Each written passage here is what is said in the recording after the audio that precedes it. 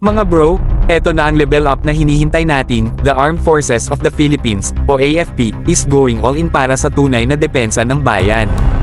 Sa harap ng mga banta sa ere at karagatan, sinabi mismo ni AFP Chief General Romeo Bronner Jr.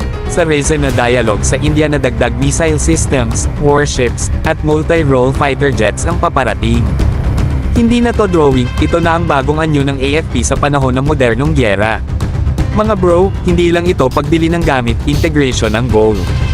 Ibig sabihin, sabay-sabay gagalaw ang ating Navy, Air Force, at Army sa iisang sistema ng air and missile defense. Di na hiwa-hiwalay ang galawan, lahat coordinated, lahat connected. Parang Avengers sa battlefield, may sariling powers pero laging handang mag-backup sa isa't isa.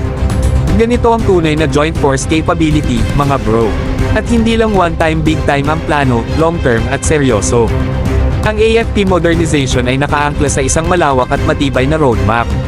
At eto na ang pasabog, ang dating Horizon 3, tinawag na ngayong Re-Horizon 3, at may naka-allocate na 2 trillion pesos para sa susunod na 10 taon. Boom! Hindi na to tentative, to ay commitment. Kung tutusin, ang halaga na yan ay hindi lang defense spending, investment sa kalayaan at kinabukasan.